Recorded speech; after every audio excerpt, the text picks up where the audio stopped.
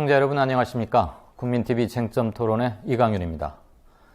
교과서 국정화의 역풍이 심상치 않습니다. 각종 여론조사를 보면 특히 수도권에서의 반발 기류 확산세가 확연합니다. 수도권 출신 일부 여당 의원들의 동요 움직임도 감지되고 있습니다. 이제 총선은 5달 남짓 남았습니다. 오늘은 새누리당과 청와대 사이의 기류와 역학관계 그리고 향후 움직임, 총선 얘기들 짚어보겠습니다. 토론자 여러분들 소개해드리죠. 먼저 진보진영 정치평론가의 제일 맏형격이시고 내비게이터라고도 할 수 있죠. 유창선 박사님 나오셨습니다. 안녕하십니까? 네, 안녕하세요. 이슈 해설과 뉴스 브리핑의 독보적 존재죠. 김종배 평론가 자리했습니다. 안녕하세요. 안녕하세요. 네. 정치부터 사회, 문화, 다방면에 걸쳐서 능한 김성수 평론가 나오셨습니다. 안녕하세요. 김성수입니다.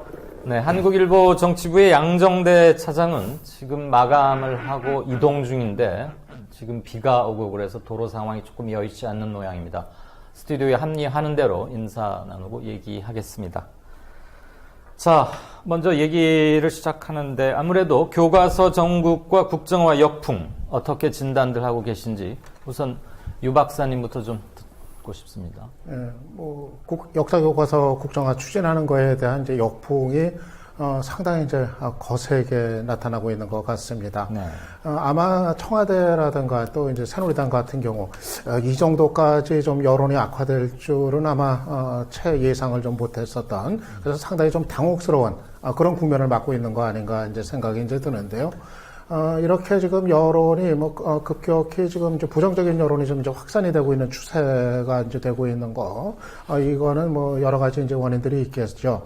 우선은 하나 이제 이 국정교과서 자체에 대한 이제 거부감이 당연히 이제 있을 거고요. 네. 어떻게 그 역사 해석을 단위로 할 수가 있는 것이냐, 이거에 대한 지극히 이제 원칙적인 어떤 그런 이제 반대 목소리들이 지금 터져 나오고 있는 거고요. 그리고 또 저는 이거를 이제 추진하는 과정에서 정부라든가 여당이 상당히 지금 무리수를 거듭해서 두고 있다. 이렇게 지금 이제 보고 있습니다. 네. 그러니까 마치 보면은 뭔가 뭐에 쫓기듯이 그러면서 아주 허둥지둥 되면서 쏟아내는 얘기나 여러 가지 행동들이 이 상식의 어떤 잣대로 봤을 때 받아들이기가 참 너무도 이제 거북스러운 아마 이런 것들이 그동안은 좀 관망을 했었던 층, 이를테면 우리 사회 어떤 그 중도 영역에 있는 층까지도 상당히 좀 이제 반대쪽으로 돌아서게 이렇게 지금 자초하고 있는 거 아닌가 생각이 듭니다. 예를 들면은, 역사학계 그 90%가 좌파라든가, 이거는 그냥 가만히 있는 역사학자들의 자존심을 지금 아주 건드리는, 구태여 그들을 그렇게 등을 돌리게 만들 필요가 있는지 하는 그런 의문이 들 정도의 그런 이제 모습이고요.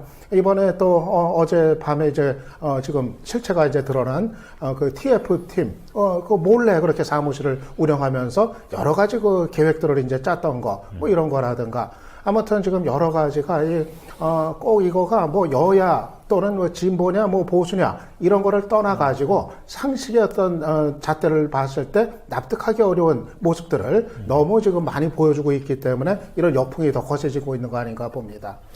미처 여론의 반발은 이렇게까지 강하리라고는 예상 못한 것 같다 이런 말씀이시고 마치 군사작전 치르듯이 투트랙으로 팍 밀어붙이는 게 감지되신다 이런 말씀으로 정리가 되겠네요. 김종배 평론가께서는 어떻게 보십니까?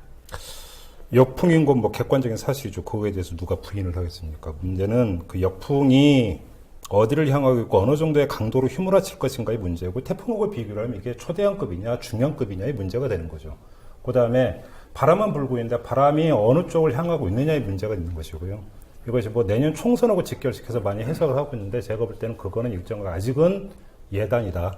그러니까 지금 대한민국 정치에서 6개월 후의 정치 상황을 예언한다는 것은 제가 볼 때는 거의 예언자급에 들어가는 것이기 때문에 그렇게까지 예단해서 가져갈 성질의 문제는 아니고 주목해서 봐야 되는 것은 각종 여론조사 결과에서 나타나고 있는 동향이 이미 40대에서의 그 광범위한 이탈은 이미 시작이 됐고 아마도 장기적인 추세를 볼 때 되돌리기가 어려울 것 같다라고 하는 거고요. 지금 며칠 사이에 지금 다시 또 나타나고 있는 주목되는 현상이 50대에서 2반도 이제 시작이 되고 있다는 겁니다. 이제 문제는 이것이 하나의 장기적인 추세로, 그러니까 예를 들어서 MB 정부 때를 비교를 하면 2008년 때의 촛불 시위 그리고 노무현 대통령 서거 정국을 거치면서 그 중도파까지 광범위한 반 MB 정서가 내면화되는 이런 과정을 거쳤었거든요. 그리고 그것이 그 이후에 2010년의 어떤 지방선거라든지 2012년 총선 이렇게 이어졌던 건데 제가 볼 때는 반박 정서가 내면화되는 단계로까지 이게 장기적인 추세로 굳어질 것이냐 아니면 일시적인 여론으로만 끝일 것이냐가 제가 볼 때는 관전 포인트이고 이거는 그 11월 2일 날 확정고시가 만약에 진짜로 강행이 되고 그 뒤에 어떤 식으로 이 의제를 전환시키는 정책 카드를 현 정권이 꺼내드는가까지를 봐야 최종적인 판단을 할 수 있을 것 같습니다. 얼마만큼 파괴력을 가질지는 아직은 좀 더 두고 봐야 되겠다 이 말씀이신데 혹시 40대의 이탈세, 반발세가 가장 선도적이었고 가장 강했던 그 이유는 혹시 뭘로 꼽으신다면? 그거야 뭐 이미 해석이 나왔는데 지금 그 중고등학생을 자녀로 두고 있는 학부모의 주 연령층이 40대예요. 그리고 이 40대를 여권이 너무나 만만하게 봤던 게 학부모들의 커뮤니티를 사실은 경시한 부분이 있다. 이거는 제가 볼 때는 언론의 역할이 아닙니다. 그거는 이 국정화 문제에 대해서 사실은 초기 진입 단계에서 40대는 오히려 찬성 여론이 근소하게나마 앞섰었어요. 그러게요. 네. 그랬는데 이게 뭔가 한 두 주를 거치면서 40대에서 역전 현상이 아주 가파르게 나타나고 있는데 제가 볼 때는 이것이 역사학계 교수들의 지필 거부 선언이라든지 이런 여러 가지 주의를 환기할 수 있는 외생 변수가 계속 공급이 된 부분이 있지만 이것들의 정서적 태도가 내면화되는 데에는 학부모들 간의 커뮤니티가 저는 엄청난 역할을 했다라고 생각을 합니다. 뭐냐면 자기 자식하고 같은 학교를 다니는 학부모들끼리의 커뮤니티에서 여기서 국정화 문제가 어떻게 되는가라고 하는 토론 내지 정보 교환 이것들이 40대에서의 광범위한 지금 이탈 내지 이반을 낳고 있는 것 아니냐 이렇게 보는 거고요. 이거는 제가 볼 때는 상당히 여권 입장에서는 뼈아픈 제가 볼 때는 미처 제대로 그 상황 관리 요인에 놓지를 못했던 것이 아니냐. 그래서 저렇게 지금 속절없이 패착으로 나타난 것이 아닌가라고 그렇게 생각합니다. 미처 사전에 계산하지 못했거나 간과한 것이고 초반부에는 40대에서의 그 국정화 반발 움직임이 그렇게 강하지는 않았는데 그렇습니다. 이른바 카톡 이런 걸 통해서 학부형들 사이에 굉장히 많은 다양한 채널과 모임도 있는 것 같아요. 그렇습니다. 그것을 통한 의사소통의 파워는 이번에 다시 한번 잘 확인하는 것 같고 자, 우리 김성수 평론가는 어떻게 진단하십니까?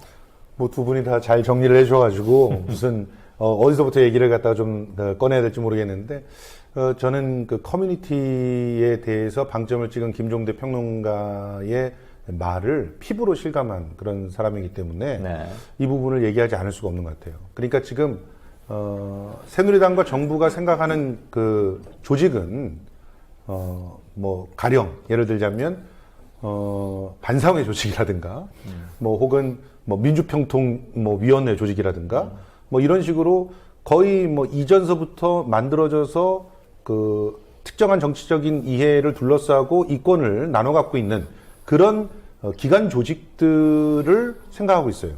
그리고 언론은 이미 장악했다고 생각을 하고 그러니까 얼마든지 여론전에서 이길 수 있을 것이라고 생각을 했는데 그러면서 이제 SNS는 자기네들이 충분히 관리할 수 있는 그런 팀들이 만들어져서 활동을 하고 있다고 생각을 하고 있는 거죠. 실제로 네이버 같은 데 몇몇 쟁점이 될 만한 아주 특정한 뉴스들을 갖다 보면 거기에 아주 무리로 몰려있는 그런 특정한 여론을 이끌어가는 그런 주도 세력들을 관찰할 수가 있습니다. 특정한 아이디어가 계속 반복이 되고 있고요. 그런 거에 비해서 부모들의 커뮤니티는 굉장히 자발적이고 굉장히 자유로운 커뮤니티인데 이 커뮤니티에서 지금까지도 계속적으로 우리 아이들에게 그 역사 교과서 국정화가 득이 되느냐 실이 되느냐를 갖고 지속적으로 경론이 벌어지고 있어요. 그런데 전반적으로 이렇게 큰 틀에서 뭔가를 뒤흔드는 더군다나 중간에 뭐 학제도 뭐 개편돼야 된다 이런 얘기들도 중간에 나왔었죠. 그리고 교육부의 헛발질 계속들 나오고 있죠. 이런 상황에서 지금 우리 애들의 그 교육 문제를 이대로 놔둬서는 심각한 불이익을 당하겠다라고 하는 위기의식이 작동하고 있기 때문에 이것이 어떻게 이후에 그 더 넓어지고 거세질 것인가 이 부분을 갖다 관찰을 해봐야 될 것 같습니다. 그 반상회를 통해서 홍보한다라는 소식이 전해졌을 때 어쩜 저렇게 구태의연한 발상을 할 수 있는가라는 그렇죠. 이야기가 많이 나왔는데요. 다르게 읽을 부분이 있는 게 뭐냐면 그만큼 저쪽에 좀 급하고 급해져 있다라고 하는 것들의 반증이에요. 무슨 얘기냐면 반상회에 나가보신 적 있으십니까? 예, 사실은 저는 나가본 적 있습니다. 그렇습니까? 상당히 개방적이신데 보통 남성은 잘 안 가죠. 그렇지 않습니까? 주로 이제 어머님들의 어떤 커뮤니티가 형성이 되어 있는 게 반상회인데, 문제는 제가 좀 전에 말씀을 드렸던 40대 학부모의 커뮤니티라고 하는 것을 주도하는 것은 당연히 어머니들이에요. 네. 근데 문제는 여기서 놓쳐버렸기 때문에 그것을 다시 잡겠다라고 하는 데서 통로를 지금 반상회를 잡고 있는 것이죠. 그러니까 이렇게 본다면, 여기서 뭔가 지금 선수를 뺏겼고 놓쳤다라고 하는 것들에 대한 자기 각인이 반상회를 통해서 홍보하겠다라고 하는 응급 처방으로 지금 나타나고 있다라는 것이죠. 그거는 무슨 얘기냐면 기층 여론이라고 하는 것이 아주 지금 안 좋게 돌아가고 있다라고 하는 것들이 이제야 느끼기 시작했고 이제 움직이고 있다. 그러니까 오늘 나온 뉴스를 보면은 여권 안에서 황우여 장관에 대한 그 책임론이 얘기가 나오고 있는데 그 얘기도 재미있는 게 뭐냐면 밀리고 있다는 거에 대한 그런 자백이거든요. 그렇지 않습니까? 그러니까 지금 여기까지 와 있는데 문제는 그렇다고 해서 과연 그렇다면 저들이 턴을 할 것이냐, 정권이 턴을 할 것이냐, 이거는 좀 아닌 것 같고요. 그렇게 본다면 어느 지점에 가서 과연 이 여론이 임계점을 넘어서 압도적 다수까지 가느냐, 아니면 계속 이것을 환기에 들어갈 수 있는 외성적 요인의 공급이 줄어들면서 넘어갈 것이냐라고 하는, 이게 지금 관건이 아닌가 싶은 생각이 좀 듭니다. 그런데 이 반상회에 좀 얹어가지고 좀 분석을 해볼 필요가 있는 것이, 지금 반상회에 참여를 해보시면 어떤 분들이 주로 나오시냐면요, 중고등학교까지 자녀를 두고 있는 부모들은 안 나와요. 대부분 반상회에 나오시는 분들은 50대 이상입니다. 여자들이지만. 그러니까 이 조직은 아까 말씀드렸던 그 동사무소나, 그러니까 주민센터나 이런 데를 중심으로 해서 이해를 나눠 갖고 있는 세력들, 뭐 반장, 뭐 통장 이렇게 이어지고 있는 그런 세력들하고 아주 유사한 조직입니다. 그렇기 때문에 이미 그 조직을 다시 이렇게 건드려봤자 얻을 수 있는 득이 없어요. 네. 커뮤니티들을 오히려 점해 나가야 되는데, 그런 커뮤니티들은 아주 유기적으로 역동적으로 뭐 중간에는 학교를 두고 그다음에 공동구매 같은 것들을 같이 엮어가면서 만들어져 있는 그런 커뮤니티가 있는데, 이 커뮤니티는 반상에 잡히지가 않거든요. 그렇죠. 그러니까 패착이라고 볼 수밖에 없는 그런 수들을 계속 두고 있는 것이죠. 빛의 속도로 의사를 소통하고 확산시키고 또 급유도 공중 급유 받는 식의 메신저 소통에서 반상회로 대응한다는 건 너무 구시대적인 것 같고요. 어쨌거나 한국에서 특히 교육 문제하고 병역 문제만큼 핫 이슈는 없는데, 그 점에서는 뭔가 여권이 단단히 오판을 한 것은 세 분 다 공히 지적을 해주시는 것 같습니다. 그런데 새누리당 지도부나 청와대는 겉으로는 이런 기류에 아직까지는 이렇게 큰 별 신경은 안 쓰는 것 같아요. 속에서는 뭐 지금 불이 터지고 뭐 어떨지는 모르겠지만, 청와대가 반발에도 불구하고 이렇게 밀어붙이는 근본적인 이유 어디에 있다고 보십니까? 근본적인 이유는 뭐 박근혜 대통령한테 있는 게 되겠죠. 네. 워낙 뭐 박 대통령의 이제 뭐 뜻이 이 문제에 관해 가지고 아주 이제 강하니까. 네. 뭐 지금 청와대, 정부, 여당 그 안에서 그 누구도 함부로 거기에 대해서 다른 얘기를 하지 못하는 그런 분위기가 완전히 지금 이제 제압을 하고 있는 그런 이제 상황이라고 이제 할 수가 있겠죠. 그런데 이제 뭐 박 대통령은 그러면 이제 왜 이렇게까지 이 역사교과서 국정화에 이제 집착을 하느냐, 이 문제. 뭐 박 대통령은 이제 아니라고 그럽니다. 지난번 그 청와대 오자회동에서도 뭐 친일, 독재 미화 뭐 이 얘기 이제 나오니까 뭐 펄쩍 뛰는 그런 반응들이 이제 보이지 않았습니까? 그런데 그게 뭐 박 대통령이 이미 쏟아냈던 얘기들이 있어요, 본인이. 그거를 그렇게 아니라고 해서 지금 뭐 그거를 받아들이기가 뭐 현실적으로 이제 불가능한 게, 과거에 쏟아냈던 그 어록들이 지금 뭐 다 지금 공개가 되고 있지 않습니까? 몇 년 전부터 쭉 있죠. 아버지 이제 박정희 전 대통령의 그 명예회복이야말로 자신이 정말 어떤 필생에 해야 될 것처럼 그렇게 이제 그런 취지의 얘기들 뭐 여러 번에 걸쳐서 과거에 그런 얘기를 했던 그 기록들이 지금 여전히 지금 이제 남아 있고, 그러면은 어떻게 보면은 지금 이 역사 교과서를 국정화를 해서 아버지의 어떤 명예회복을 하는 것이 어떻게 보면은 박근혜 대통령의 필생의 지금 이제 사업이다.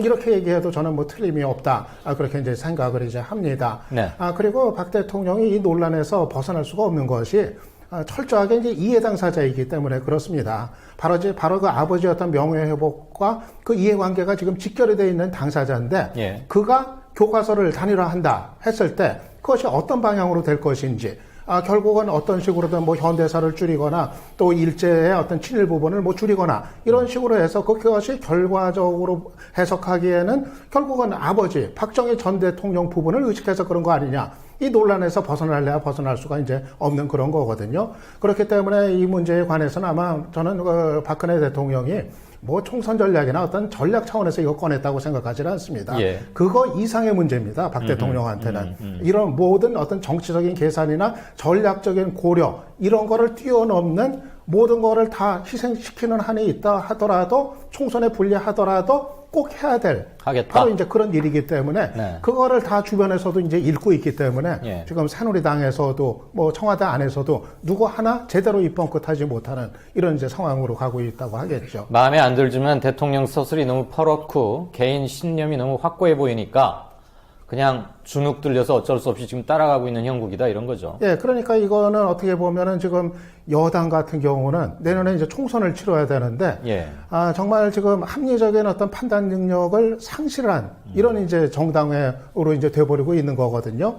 사실은 이런 상황이면은 정상적인 지금 여당이라고 하면은 예. 일단은 좀 퇴각을 지금 건의를 해야 될 네, 그런 네. 이제 상황. 이거 도저히 여론이 안 되겠으니까 예. 일단은 조금 명분 있는 퇴각을 하시죠. 이 얘기가 나와야 되는데 그걸 못 하고 있지 않습니까? 예. 어떻게 보면은 지금 완전히 그 서슬퍼런 대통령의 위세에 이제 눌려가지고 사실은 이 어떤 합리적인 정치적인 대응 능력을 상실했다. 지금 상실한 예. 그것이 어떻게 보면 새누리당의 이제 불행이다 이렇게 얘기를 할 수가 있겠죠. 김종배 평론가. 혹시 말이에요. 내년 4월 총선에까지 이 이슈가 살아 움직여서 영향을 미치고 그래서 전반적으로 지금 보수 여당층에게 손해를 가져다 준다 하더라도 대통령이 이것을 끝까지 포기하지 않을 것으로 보십니까? 내년 4월까지 이 이슈는 살아있을 수가 없습니다. 아니, 살아있는다고 사안 친다면. 자체가. 왜냐하면 일단 봐야 되는 게 그러니까 애당초 이걸 꺼낸 거는 총선용이 아니에요. 그 네. 단적인 예가 작년 초에도 이 문제를 청와대 말로 제기를 했었어요. 발동을 걸려다가 걷어들인 게 세월호 참사 때문에 걷어들였었습니다. 그러면 총선을 고려를 했다면 작년 초에 그러니까 이걸 꺼낼 이유는 전혀 없는 거죠. 멀어도 너무 머니까 이 단적인 반증 사례 하나가 상징하는 것처럼 이거는 총선 전략이 아니에요. 애당초 수건 사업이었던 거죠. 그러니까 이 점을 일단 먼저 해야 되고 정리를 해야 되고 두 번째는 총선과의 상관성을 이제 하는데 제가 볼 때는 이 정도면 지금 퇴각을 해야 된다고 여권에서 위기감이 일고 있다라는 일부 언론 보도가 있는데 제가 볼 때는 그거는 기사를 위한 기사다. 아까도 제가 어떤 말씀을 드렸냐면 임계점을 아직 넘지 않았다라고 말씀을 드렸는데 국정교과서에 대한 반대 여론이 찬성 여론보다 10 내지 11%포인트 높고 거기서 그런 여론이 급속하게 악화가 되고 있는 것만은 분명한 사실이지만 누차 말씀을 드리지만 이건 임계점을 넘지 않았다는 거예요. 여권이 판단할 때는. 그 단적인 예가요. 이런 겁니다. 지금 이 조사와 함께 정당 지지율 조사 결과가 같이 나와요. 근데 지금 새누리당의 정당 지지율이 얼마가 나오면 40% 초반이 나오고 있습니다. 거기다가 새정치민주연합 20%대가 나오고 있어요. 근데 여기서 주목해서 봐야 되는 게 두 가지가 있는데 여론조사의 허상에 현혹되면 안 된다는 겁니다. 첫째는 여론조사에는 잘 모름, 무응답이 있어요. 근데 실제 선거에서는 이게 없습니다. 다시 말해서 여론조사에서 새누리당의 지지율이 40% 초반이 나온다라고 한다면 실제 선거에서 이 여론이 고스란히 선거로 반영이 된다면 50%를 넘어요. 왜냐하면 모름 이런 것들이 다 사라져버리기 때문입니다. 물론 일부 무효표가 나온다 하더라도 그러면 이미 50%는 아직은 유지를 하고 있다는 겁니다. 총선은 50% 넘으면 무조건 이겨요. 예. 저는 그런 점에서 일단 임계점을 넘지 않았다라고 하는 것이고요.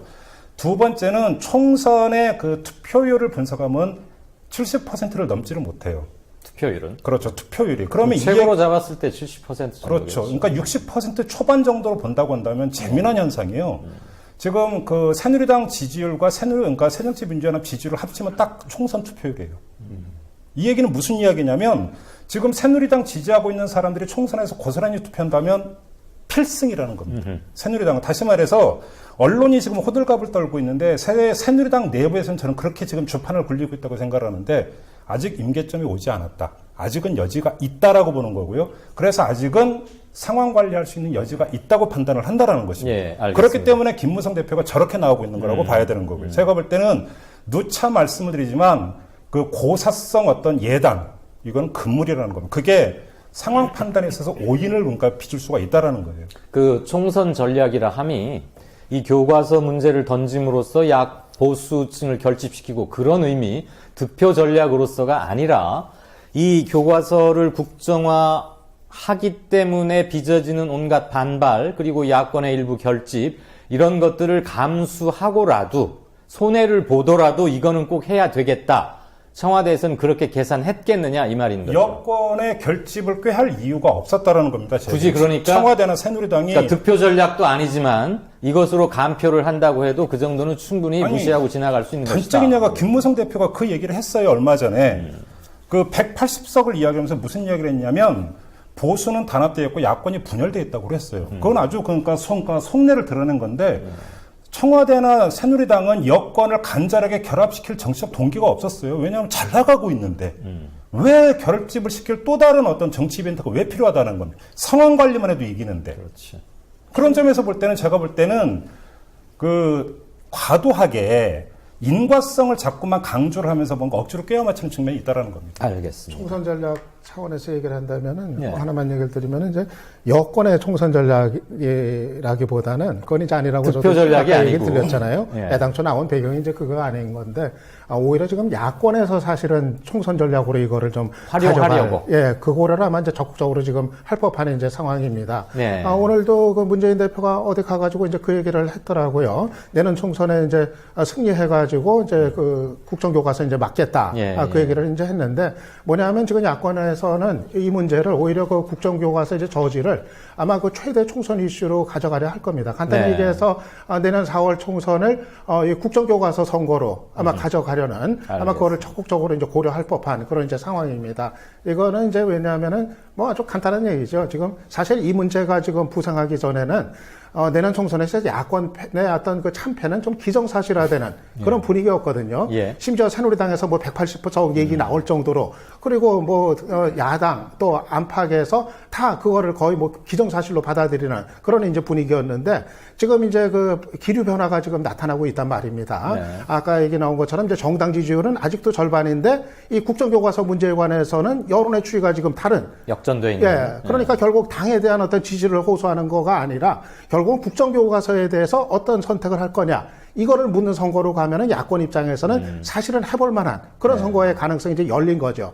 그래서 물론 그것이 이제 내년 총선에서 실제로 선거에서 어떻게 결과가 나올지는 아직은 지금 대단히 유동적인 변수가 너무도 많습니다. 다만 지금까지는 야권이 내년 선거는 지는 선거다 이렇게 패배감에 빠져 있던 상황에서 이제는 해볼 만한 거 아니냐 해볼 가능성이 열렸다. 이거를 야권 당사자나 아니면 또 야권 지지층들이 지금 새롭게 이거를 인식을 하고 있는 상황이라는 거. 저는 그거는 좀 이제 상당히 좀 주목할 만한 그런 변화다. 그렇게 좀 봅니다. 선거전에서 활용할 이슈의 단서를 하나 잡은 정도다. 아직은 그렇게 봐야 되지 않을까 싶고. 자, 김무성 대표가 사사건건 뭐 좀 대드는 듯 하다가 교과서 국정화 문제 관련해서는 청와대하고 이구동성을 넘어서서 오히려 한술 더 떠요. 김성수 평론가, 왜 그렇다고 보십니까? 크게는 두 가지 이유가 있다고 보는데요. 네. 하나는 이 교과서 문제에 대해서 어떤 다른 이견을 냈을 때 얻을 수 있는 득이 없다고 보는 거죠. 여권과 관련해서는. 그렇죠. 여권 내에서 이걸 가지고 분열된 그런 모습들을 보였을 때, 뭐 일단 기본적으로 그 지금 현재 그 대통령과 맞서서 어떤 분열되는 그런 모습을 보였을 때 챙길 수 있는 것들, 뭐 공천권이라든가 여타의 이 이슈들에서 밀려날 수 있는 그런 상황들 만들어낼 수가 있고, 친박들이 똘똘 뭉쳐서 예봉을 펼치게 됐을 때 관리하기가 힘들어지는 그런 상황들을 또 최근에도 겪었고 그런 상황이 있기 때문에 굳이 자신이 공천권을 갖다 행사하는데 크게 걸림돌이 되는 이슈들이 아니라면 반발을 할 필요가 별로 없는 것이죠. 그래봤자 뭐 자꾸 그 점수만 잃어갈 뿐이고, 그리고 또 하나는 교과서 국정화를 통해서 혜택을 보는 분이기 때문에 별로 그것을 문제 삼고 싶지 않아 하는 것이죠. 자기 가계사 문제. 그렇죠. 얘기했네. 자기 스스로가 열심히 노력을 해가지고 온갖 정말 돈과 조직들을 활용해서 자신의 과거를 포장을 해야 되는 그런 입장인데 교과서로 나서서 정부가 돈을 들여서 그렇게 해준다고 하면 뭐 와이낫이죠. 정말 좋은 것이기 때문에 이 부분에 대해서는 오히려 총대를 메고 앞서서 나서서 오히려 자기가 안아야 될 부담들을 청와대로 넘기는 그런 작전을 갖다 쓰고 있는 건 아닌가 하는 생각들이 들고요. 아까 그 총선 국면에 대한 이런 얘기들을 갖다 할 때 하나 더 덧붙여서 봐야 될 거라고 보는 것이 지금 저는 일본과의 관계라고 생각을 하거든요. 네. 지금 일단 교과서의 그 국정화를 선포하는 고시가 11월 2일 날 지금 있을 예정 아닙니까? 예, 그날 또 한일 정상회담도 한일 정상회담을 해요? 그때? 예. 일부러 그때를 제안하는 거죠? 그러면 한일 정상회담을 통해서 예를 들어서 위안부 문제와 같은 어떤 개량화가 이루어진다. 그러면서 그것을 온갖 종편에서 포문을 열어가지고 포장을 한다. 라고 하면 이 교과서 국정화에 대한 우려들을 상당 부분 또 잠식할 수 있는 어떤 여지가 만들어질 수도 있는 것이거든요. 그런 측면에서 지금 그 여권 쪽에서는 뭐 임계점에 도달하지 않았다 이런 분석들도 있었는데 뭐 그런 걸 다 떠나서 아직까지는 충분히 많은 포탄들을 갖다 준비해 놓고 있는, 다시 말해서 굉장히 계획적으로 지금 하나씩 뭔가를 그 펼쳐 보이고 있는 그런 국면이고, 거기서 돌발 변수로 뭐 TF팀이 뭐 들키고 뭐 이런 것들이 있었겠지만 네. 그런 그 변수들을 어떻게 야권에서 단일하게 잘 관리를 해서 끊임없이 이슈들을 그 관리하면서 총선까지 이끌어갈 수 있느냐 이건데, 그럴 가능성들이 지금 현재 야권에서는 좀 뭐 그렇게 적어 보이거든요. 그런 확률이. 그런 측면에서 앞으로 더 지켜봐야 될 것 같습니다. 맞아요. 김무성 대표의 부치는 거의 뭐 예수와 동일한 반열에 올려달라 이러지 않을까 싶은데, 오른손이 하는 일을 왼손이 모르게 한 것 같아요. 그렇죠. 한 손으로는 비행기를 사서 헌납하고 한 손으로는 또 몰래 독립군들 군자금을 댔다고 하니까. 자, 한국일보 양정대 정치부 차장 어서 오십시오. 기자가 마감 시간을 어기면은 도저히 못 봐드리는데 이것도 거기에 준하게 할까요? 자, 시청자 여러분들 지금 막 마이크를 달지 않으셨기 때문에 지금 교통 문제가 있고 해서 예. 마이크 준비되는 대로 바로 예. 발언을 청해서 듣겠습니다. 아까 그 김무성 대표 네. 그 주장했던 거는 아마 그러니까 뭐 이제 사실관계 독립군 말씀. 도왔다 이런 예, 주장하고 그러는데 부친이 네. 그건 아마 이제 역사학자들이 이제 곧 아마 검증들을 철저하게 하지 않겠나 생각을 합니다. 예. 그래서 그거는 아마 진위가 뭐 그렇게 어렵지 않게 뭐 판명이 되지 않겠나 이제 싶고요. 네. 근데 이제 김무성 대표가 왜 이렇게까지 적극적으로 나서는가? 왜 그렇죠? 아마 우선은 차제 박근혜 대통령하고 관계 개선을 좀 제대로 좀 한번 해보겠다. 확실히 해두자. 이게 작용한 거로 좀 생각이 되고요. 뭐 지난번까지도 또 여러 가지 뭐 불편한 거 아직도 남고 그랬는데 공천 문제 가지고. 완전히 그 총대를 매가지고 정말 좀 신뢰할 만한 그런 파트너로 좀 한번 반전을 좀 시켜보겠다. 이게 하나 좀 깔렸을 법하고요. 그렇게 급했을까요? 그건 이제 조금 이따가 한번 얘기를 풀어나가기로 하고요. 그렇죠. 그리고 예. 이제 또 하나는 그것만 가지고 또 다 설명이 되기에는 또 너무 또 나가버린 거 아닌가 하는 생각도 이제 들어요. 예. 아마 이거는 김무성 대표가 갖고 있는 자신의 어떤 철학, 역사에 대한 특히 그 친일 문제와 어떤 그 부친과의 어떤 문제 이런 게 다 얽히면서 기존의 여러 가지 역사 해석들에 대한 어떤 불편한 어떤 반감 이런 게 자리하면서 자신의 어떤 역사를 보는 또 철학 이런 게 또 이제 반영이 된 면도 또 있지 않나 이렇게 생각을 해봅니다. 자기의 아픈 데미자, 아픈 대목이자 영원한 핸디캡이라고 할 수 있는 부분, 차라리 그런가 싶고. 자, 아까 김종배 평론가는 이 부분에 대해서 명확한 입장을 밝히셨고요. 나머지 세 분께 조금은 반복되는 감이 한두 분 있습니다만 여쭙겠습니다. 우선 양정대 한국일보 차장에 먼저 질문하죠. 이 교과서 이슈, 총선까지 계속 살아서 갈 것으로 보십니까? 아마 총선에서 핵심적인 이슈 중에 하나가 될 가능성이 저는 굉장히 높다고 생각을 합니다. 두 가지 이유가 있는데요. 네. 일단 하나는 박근혜 대통령이 이 교과서 국정화 문제를 쉽게 접지는 않을 거다. 뭐 지금 하는 걸로 보면 사실 굉장히 좀 중요한 이슈로 오히려, 그러니까 지금 여론의 동향이나 이런 것들이 사실 좀 국정화에 대한 반대 여론이 좀 높아지는 그런 예. 상황으로 지금 가고 있는데 네. 그것과는 무관하게, 그리고 좀 더 중장기적으로 보면 이 국정화를 통한 사실상의 이념 논쟁 이런 부분들이 뭐 총선에 있어서도 크게 불리하지 않다 이런 판단을 이미 하고 있다 이렇게 봐야 될 것 같고요. 이것을 총선 득표 전략으로 꺼내든 건 아니지만 총선까지 살아서 이 이슈가 가더라도 여권이 득표하는데 크게 불리할 것 없다라고 계산하고 있는 것 같다. 그 말이죠. 그렇죠. 그리고 또 다른 하나는 이 역사교과서 국정화 문제가 네.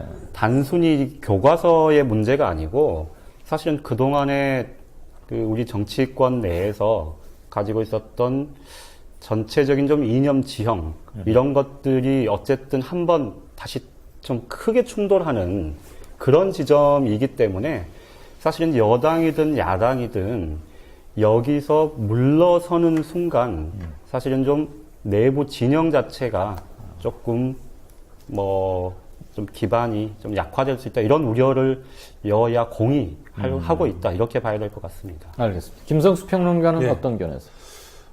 변수가 상당히 많다. 그렇지만 저도 양정대 부장님처럼 이슈가 총선까지는 갈 수 있을 거라고 봐요. 근데 야권이 어떻게 관리하느냐에 따라서 이게 중요한 야권의 무기가 되느냐 아니냐는 결론이 날 수 있다고 봅니다. 지금 현재는 여권은 굉장히 계획적으로 다양한 무기들을 준비해서 차근차근 그 공식을 펼쳐나가고 있거든요. 실제로 지난 그 20일 이후서부터는 여권에서 어떤 식으로 입을 맞추고 있냐면 교과서가 일단 나오고 난 다음에 봐야 된다.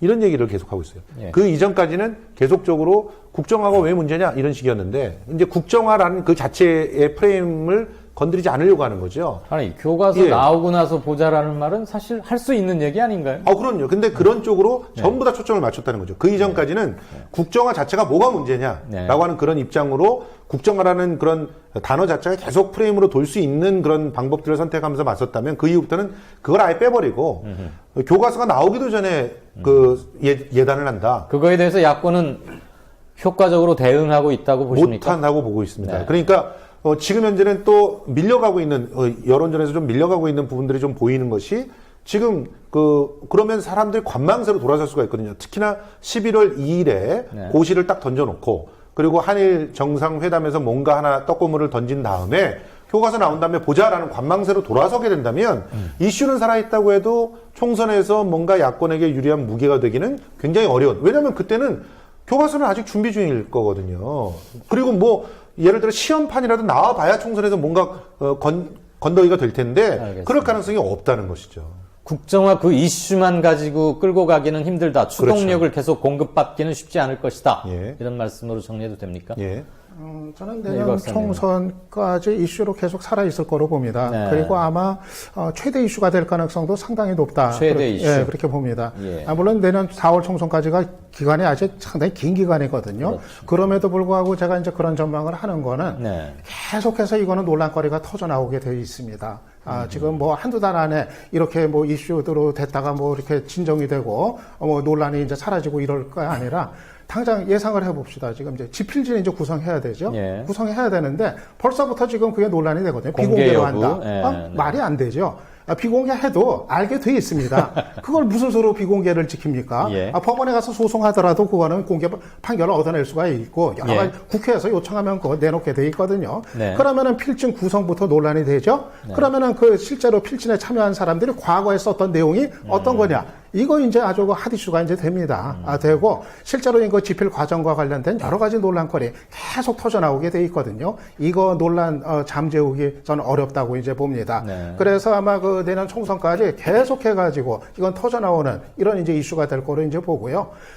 다만 저는 이제 야당이 이 문제를 아까 김성수 평론가도 이제 야당이 잘 관리해야 된다 얘기했습니다만은 이 구도를 어떻게 가져갈 거냐 대단히 유의할 점들이 저는 있다고 봅니다. 네. 뭐냐면 간단히 얘기해서 이 국정교과서 문제를 박근혜 대 문재인 구도 아니면은 지금 박근혜 또는 새누리당과 새정치연합의 구도 이거로 가져가서는 저는 필패라고 봅니다. 필패. 예, 굉장히 이거는 다시 왜소화시켜가지고 원점으로 돌아가 버리게 만드는 이런 상황을 자초를 하는 거고 저는 이 외연을 굉장히 이걸 살려나가야 하는 전략 이런 게 이제 필요하다고 봅니다. 네. 뭐냐 하면은 지금 어떻게 보면 이번에 반대 운동의 기폭제가 됐던 게 사실은 역사학자들이었거든요. 그러니까 이거는 역사학자들이라든가 시민이라든가 학생, 학부모 이런 어떤 정말 각계각층이 반대 목소리를 내는 그런 이제 사안이기 때문에 이거를 너무 야당의 어떤 투쟁으로만 이 반대 운동을 벌여나갈 것이 아니라 이 전반적인 우리 사회의 이 에너지를 이 반대 에너지를 어떻게 잘 가져갈 건가 이거를 상당히 좀 사력 있게 이거를 좀 끌고 가야 된다 생각을 하고 그렇게 봤을 때 저는 문재인 대표가 요 며칠 보니까 굉장히 좀 강경한 얘기를 해요. 이건 물론 이제 저지하겠다 이 의지가 되는 건 아니겠는데 네. 자극적이고 강경한 얘기만 쏟아내는 것이 지금 제1야당 대표가 할 역할은 아닌 것 같습니다. 그건 다른 사람들도 다 할 수가 있거든요. 그거 말고 정말 정치적으로 압박을 할 수 있는 야당 대표만이 할 수 있는 메시지, 국민들을 향한 메시지, 아마 이런 것들이 좀 나와야 되지 않겠는가. 제안하신다면 뭐가 있을까요? 이를테면은 어떤 그 명분이 있는 어떤 퇴각이 가능한 어떤 그런 그런 메시지 같은 거, 여권 측에. 그런 거를 청와대나 여당 쪽에 이제 제안을 한다든가. 그래서 명분상 저쪽에서 청와대나 여당 쪽에서 이거 참 안 받아들이기도 궁색하고 그렇다고 받아들이기도 그렇고 좀 이런 식의 어떤 그 상황을 좀 주도해 나가는 그런 어떤 좀 주도력 이런 게 좀 필요하지 않나 생각을 해봅니다. 있다면 신의 한 수쯤에 해당하는 묘수일 것 같은데, 그러니까 민주대 전체주의 또는 파시즘 이런 대결 구도로 가야지 문재인 대 박근혜의 문제로 가서는 다시 그렇죠. 자긍으로 치환될 것 같다 이 말씀이시고, 우리 김종배 평론가는 좀 견해가 다르신 것 같습니다. 저도 좀 한 말씀 드려야겠는데, 첫째 뭐냐면 이게 내년 총선의 선거 이슈가 될 수 없다라고 하는 것에 있어서 판단이 잣대인데요. 네. 그 특정한 정치 세력이 의도적으로 슬로건을 만들어낼 수는 있어요. 네. 그러니까 그런 점에서 보면 그건 기획이죠. 사실은 판이 흘러가는 게 아니라 그건 기획이기 때문에 지어낼 수 있죠, 얼마든지. 문제 제기는 계속 할 수 있다는 야권에서 얘기죠. 얼마든지 할 수 있겠죠. 근데 제가 이제 아까 말씀드린 부분은 뭐냐면, 이것들이 이거에 대해서 전선을 치면서 끊임없이 국민들을 이 전선으로 끌어당길 수 있는 소재가 계속 공급이 되느냐의 문제라는 거예요. 저는 그 점에서 내년 총선 국면에 있어서는 지필 단계에 들어간다는 겁니다. 그렇죠. 지필 단계에 들어가기 때문에 사실은 그때는 뭐 이래서 지필진 구성이 뭐냐는 것은 그 전 단계 이야기가 되는 거고, 이미 이 단계에서 뭔가 소재가 계속 공급되는 상황에서 그러니까 중단되는 부분이 하나가 있다라는 거고요. 두 번째는 자꾸 제가 볼 때는 저는 그 견해에 별로 동의를 못 하겠는 게, 애당초 이 교과서 문제가 불거졌을 때 2년 문제로 많은 사람들이 다 그 프레임에서 교과서 문제를 분석을 했어요. 국정화 문제를. 그리고 또 사실 새누리당은 그렇게 몰아가려고 했던 측면이 있습니다. 그런데 지금 중간 정리를 하면은요, 이 교과서 국정화 문제는 2년 문제가 아니라 민주 문제가 되어버렸습니다. 다시 말해서 이 40대 학부모부터 해서 반대 여론이 높아지고 있는 문제는 이것을 2년 문제로 바라보지 않는다라는 반증이에요. 좌와 우의 진영 간 문제가 다시 말해서 아니라. 새누리당 안에서 애당초 기획을 할 때는 그것을 2년 공세의 호재로 그러니까 애당초 생각을 했을지는 모르겠으나, 그러니까 그 국민 전선 형성에서 나타나는 국민들에게 비춰지는 것은 지금 국민들은 어떤 프레임하에서 이 문제를 받아들이고 있냐면 민주의 문제로 받아들이고 있습니다. 만약에 이 대중들의 이런 생각이 계속 간다면 새누리당이 선거에서 이걸 득표 전략화한다라고 하는 것은 그건 자충수예요. 패착입니다. 그거는 그러니까 섣을 지고 불로 뛰어드는 것 같기 때문에 제가 볼 때는 그 정도의 그러니까 사리분별력이 없는 집단이다, 저 집단은. 이걸 하나를 봐야 되고요. 야권 요인을 하나만 더 말씀을 드리겠는데, 지금 야권 요인에서 놓쳐서는 안 될 게 뭐냐면, 이른바 3자 연석회의의 매개가 지금 교과서 국정화 반대입니다.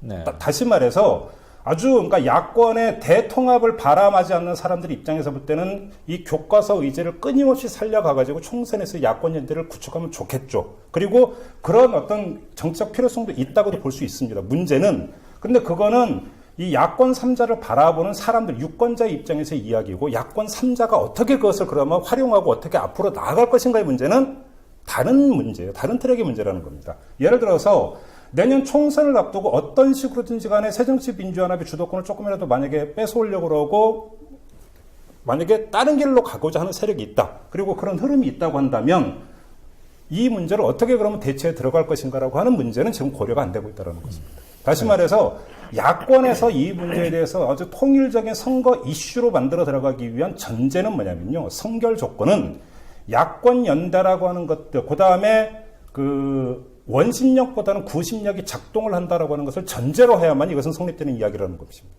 근데 과연 지금 야권의 상황이 그렇게 흘러가고 있느냐? 지금 교과서 국정화 문제 때문에 잠시 휴지기로 지금 가고 있지만, 네. 어느 시점에 가서 그것이 다시 폭발을 한다면 그때는 어떻게 되느냐의 문제는 고려해 볼 필요가 있다. 저는 이 말씀을 드리고 싶습니다. 예. 진보와 보수, 진영 간 문제라기보다는 민주화 전체주의의 문제로 교과서 문제의 핵심은 아마 그게 아닌가 싶고요. 학부형들도 그 점을 명확히 짚어낸 것 같고요. 자, 이제 얘기를 조금 바꿔서 교과서 너무 피로도도 심해질 것 같고 앞으로 감안해야 될 요소들이 많이 있으니까 국회 지금 우리 양정대 차장은 네. 새누리당 마크맨 일진 출입이 아니고 국회 아예 총괄하고 있는 국회 반장이시죠 지금은? 어쨌거나 분첩이 좀 돼 있긴 합니다. 두 당 주요 정치권의 보고는 매일 잘 받고 네네. 잘 안테너링 하고 계실 텐데. 자, 교과서 문제가 모든 걸 빨아들여 버렸습니다. 이 블랙홀 된 지 열흘이 넘는데 계속 이렇게 갈 수는 없겠죠. 가서도 안 그렇겠죠. 되는 것일 네. 거고요. 그 직전까지 새누리당은 공천권 싸움, 공천 룰 가지고 티격태격보다 좀 세게 붙었었어요. 그런데 교과서 국면으로 접어들었습니다. 공천 룰 어떻게 할 거냐, 공천권 싸움, 좀 더 정확히는 청와대와 김무성으로 대표되는 비박계 사이의 싸움. 이거 끝난 겁니까? 정리된 겁니까? 아니면 꺼진 불도 다시 봐야 하는 잔불입니까? 뭐 잔불은 피어오를 수 있을 텐데 네. 큰 판은 이미 게임은 끝났다. 뭐 이렇게 보는 게 맞지 않나 싶습니다. 어떻게 끝이 났죠? 일단 뭐 김무성 대표 쪽에서 네. 이미 뭐 코너에 몰릴 만큼 몰렸고 그래서 앞으로 공천 룰과 관련한 논의가 이제 본격화될 텐데 네. 그 논의도 사실은 청와대와 친박계가 아마 좀 수위를 조정하거나 혹은 전체적인 좀 뭐랄까요, 그 반발, 당내 반발 이런 것들을 좀 관리하는 차원에서 논의가 진행될 거다. 네. 이렇게 봐야 되지 않을까 싶습니다. 내 사전에 전략 공천이란 없다던 김무성 대표 이제 사전을 조금 고쳐야 되겠네요. 뭐 오늘까지만 참겠다고 했던 것도 뭐 하게 거쳤으니 뭐 그렇지 않을까요? 그 뒤로도 여러 날 참았죠. 다른 분들께서는 이 문제 어떻게 보십니까? 끝난 싸움이다. 타협 쪽으로 가닥이 잡히는 거 아닌가 이렇게 이제 판단이 이제 됩니다. 실질적으로는 김무성 대표의 꼬리 내리기. 그렇죠. 일단 그런데 또 김무성 대표한테도 또 명분이 또 없는 건 아니고 완전히 어느 한쪽이 뭐 완승거두고 완패하고 이런 어떤 모양새로 비춰지지 않는 예. 아마 그런 방식으로 좀 매듭이 이제 지어지지 않겠는가 생각을 이제 합니다. 그러니까 네. 결국은 이제 핵심이 저거 아닙니까? 청와대에서 이제 또는 그 친박에서 원하는 어떤 그 공천 일정한 어떤 지분 아마 이런 거에 대한 이제 그 보장 같은 거 그런 것이 결국 김무성 대표가 이제 그 청와대로부터 이제 우려를 경계심을 자아냈던 게 결국은 이제 친박 학살 이런 칼을 빼들 것이 이제 가장 경계되는 대목이었는데 예. 적어도 이제 그거는 이제 없다는 거 그거는 이제 접어두고 또 일정 정도는 또 청와대의 어떤 그 요구 같은 부분들을 좀 인정을 하되 네. 다만 그 모양새가 누가 밖에서들 봤을 때 이건 정말 말이 안 된다는 모양새를 피할 수 있는 방법을 좀 찾아내는 선에서 제도적으로 네. 아마 그렇게 절충이 되지 않겠는가 그렇게 이제 생각을 이제 합니다. 용어가 좀 학살 그러면 굉장히 강하고 그렇습니다만은 학살이 됐건 뭐 공천 학살 그런 말 많이 했죠. 근데 학살을 하려면 일단 힘이 있어야 되는 거 아닙니까? 근데 김무성 대표한테 학살을 할 만큼의 힘이 있습니까? 양 차장? 글쎄요. 있어 보였는데 네. 혹은 뭐 있어 보일 수도 있었을 텐데 없다고 보는 게 맞겠죠. 예. 지금 정부 출범하고 나서 청와대의 대립각을 공개적으로 세웠던 건 아마 그 처음은 보건복지부 장관 했던 진영 전 복지부 장관이 아닌가 싶고요. 그때는 아마 그 기초 노령연금 네, 그 문제 가지고 공약을 지키지 못하는 과정에서 며칠 좀 꿍하게 침묵 시위하다가 이렇게 물러나는 정도였는데 그 뒤로 이게 그때는 정책적 성격이 다분했다면 그 뒤로 정치적 인화 요소를 갖고 처음으로 트러블이 생겼던 건 김무성 대표가 중국 갔던 마지막 날인가? 그때 아마 양 차장도 중국에 같이 네네. 출장. 그 개헌론. 그거 하루 만에 김 대표가 꼬리를 내렸는데 네네. 그 청와대 한번 그냥 어떻게 나오는지 간 본 겁니까? 슬쩍 찔러본 겁니까? 일단 당시 정황들을 쭉 이렇게 살펴보면요. 네. 김무성 대표가 좀 의도적으로 이 청와대의 의중을 좀 떠보려고 했다 이렇게 볼 수는 없는 것 같고요. 예. 그건 아니었던 것 같고 정말로 본인이 그 다음 날 이제 청와대 뭐 박근혜 대통령이 그때 이제 해외 순방 중이었지 않습니까? 그거 얘기하면서 했던 얘기대로, 그러니까 기자들이 그 자리에서 질문하는 거에 대해서 좀 즉자적으로 대답하는 과정에서 자신의 생각이 그냥 은연중에 나온 것이지. 네. 그게 좀 전략적으로 지금쯤 이런 얘기를 해야 되겠다라는 그런 판단을 했던 건 아니었던 것 같습니다. 개헌같이 중요한 정치 문제를 그렇게 짤막하게 대응했다는 게 조금 뜻밖인데 우리 김종배 평론가는 그 점 어떻게? 지금 양정대 차장께서 말씀하신 그 경위도 저도 그렇게는 알고 있어요. 그러니까 네. 이게 아주 고도로 그 계획되고 의도된 치고 빠지기성 발언이 아니라 네. 그 기자들의 어떤 그 질의에 응답하는 과정에서 천기를 도살한. 유도성 질문에 그냥 그러니까 넘어간. 그러면서 이제 그 앞뜨거 해가지고 바로 수습에 들어갔던. 네. 그러니까 저는 그런 발언을 알고 있고 만약에 고도로 그러니까 치고 빠지기식 발언이라고 한다면 너무 짧았어요. 하루 사이에. 그 전개 과정이 네. 저런 식으로까지 볼썽사납게 뭐 방송이기 때문에 다른 표현을 안 쓰겠습니다만 저런 식으로 그러니까 퇴각을 할 수는 없는 거거든요. 예. 그럼 뭐 어떤 정치적 자기 체급을 스스로 낮추. 내려버리는 것이기 때문에 저건 의도된 발언이라고 볼 수는 없는 거고요. 저도 그러니까 제가 알고 있는 바도 양정대 차장께서 말씀하신 그 그렇다고 맥락으로 이해를 해도 알고 정치인 김무성에게 대단한 흠을 입혔던 사건이면 분명하네요. 그렇죠. 의도를 했던 안 했건 간에 그 개헌이라는 중요한 이슈에 대해서. 자, 개헌 문제 가지고 한번 그렇게 꼬리를 내렸고요. 그래서 저렇게 중요한 문제를 하루 사이에 저렇단 말인가 이런 얘기가 이제 제기가 되지 않을 수가 없었는데 그 뒤에 또 한번 닥쳤던 게 이른바 청와대 문고리 권력 문건 파동입니다. 2014년 작년 연말인데 이때 이 문건 흘린 배우로 김무성 대표를 연상시키는 K 그리고 유승민 의원을 지칭하는 듯한 Y, KY 라인선이 나오지 않았습니까? 그러니까 김 대표가 이런 말 했어요. 청와대에서 참모들이 대통령을 잘 모시지 못한다. 청와대 조무래기들이 말이야. 라고 했는데 김 대표의 이 발언 이후에 청와대 조무래기들, 그 청와대 사람들 좀 숙으로 들었습니까? 아니면 콧방귀도 안 낍니까? 방송에서 적절한 표현인지 모르겠습니다만 콧방귀를 뀌었다면 네. 뭐 이렇게 가지는 않았겠죠. 음흠. 그러니까 지금 여전히 여권 내에서 대통령에게 가장 영향력을 미치는 뭐 사람들 이렇게 꼽으면 예. 여전히 그 문고리 권력 3인방이라고 불리는 그 세 사람을 꼽는 사람들이 많고요. 예. 그 역관계는 아마도 박근혜 대통령이 퇴임하는 그 순간까지 계속 유지될 거다. 이렇게 뭐 다들 이제 거의 뭐 기정사실화해서 인정하는 그런 분위기라고 봐야 될 겁니다. 절대적 신뢰에 가깝군요. 그렇죠. 네. 지금 이제 김무성 대표의 박 대통령을 향한 일련의 이제 그 행보는 네. 아마 철저하게 이제 김 대표 입장에 돼야 이제 이게 그림이 눈에 들어올 것 같아요. 예. 왜 저러나 이제 의아한 이제 대목도 사실 많고 이제 그러는데 네. 김 대표 입장에서 한번 이제 생각을 이제 해봅니다. 해보면은 최대 관심이 뭘까 생각해보면 결국은 다음 대선 주자로 살아남는 거거든요. 그렇죠. 그래서 새누리당의 대선 후보가 되는 게 김 대표의 어떤 최대의 지금 과제입니다. 그거 이상의 거는 없고, 다른 거는 그거에 다 희생을 시켜도 좋다. 자존심이 상하든, 뭐 또, 대표 자리 뭐 어떻게 되든, 그 이상 되는 거는 이제 없는 거거든요. 아마 고민을 많이 했을 겁니다. 지난번에 한번, 뭐 이제 안 참겠다 얘기했을 때는, 나한테 이제 너무하니까, 해도 너무하니까, 이거 한번 붙어볼까 하고 이제, 얘기까지 나왔던 건데, 둘러보니까 내 편이 없는 거예요. 어느새 최고위원회의 들어가도 내 편이 없고, 원내대표단 다 지금 저쪽으로 돌아섰고, 이거 가지고는 붙을래야 붙을게, 이건 지금 아니구나. 이걸 뭐 직감적으로 이제 판단을 이제 한 거겠죠. 그러면서 여러 가지 지금 다면적인 행보를 하고 있다고 생각을 합니다. 하나는 지금 청와대로 하여금 자기를 내칠 명분을 일단 안 주겠다. 이번에 지금 총대 저렇게까지 메고 나서는 게, 저렇게까지 충성했는데, 나중에 박 대통령이 내치면은, 세상 사람들이 뭐라고 그러겠어요. 그냥, 나도 너무하는구나. 불쌍하다.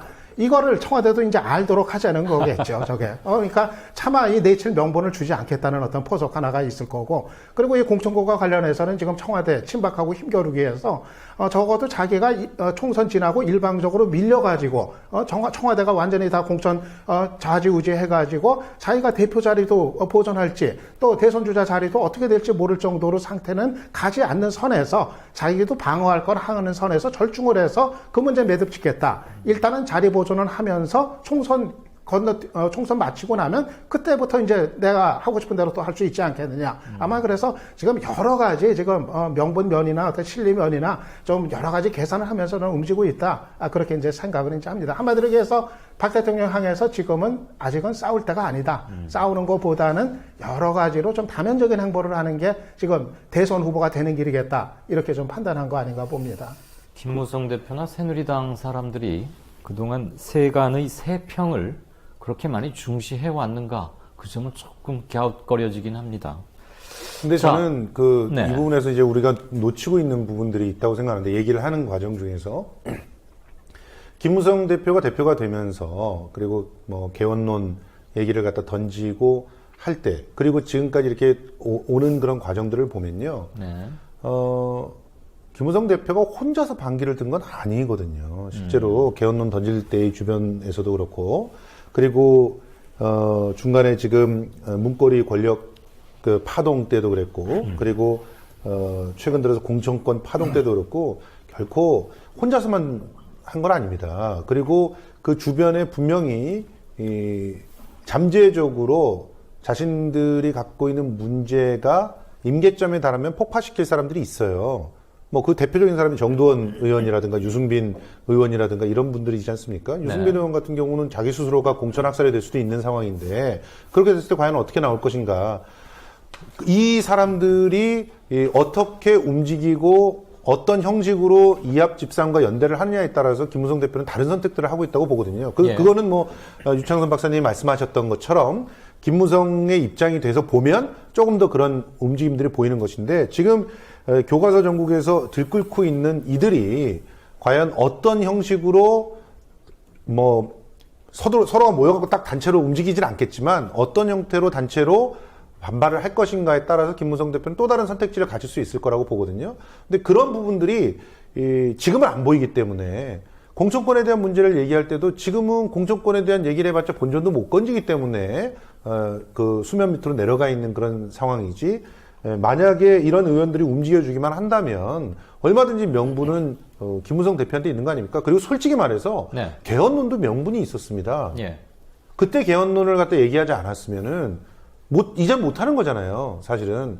그러니까 개헌론이 얘기될 수 있는 적기였고, 실제로 많은 그 정치적인 브레인들도 그때 얘기를 했던 것이 시기상으로 결코 김무성 그 대표가 실기를 하거나 뭐 속마음이 잘못 나왔다거나 이런 정도는 아니었고, 그럼에도 불구하고 본인이 꼬리를 내려버림으로써 개헌론을 이끌고 나가는데 필요한 에너지를 스스로 죽여버렸죠. 예, 그런 문제는 있어서 그것이 결과적으로는 이제 어떻게 보면은 그 김종배 평론가가 말씀하신 것처럼 이렇게 물러서는 안 될 정도로 참패를 한 것이긴 했지만, 예.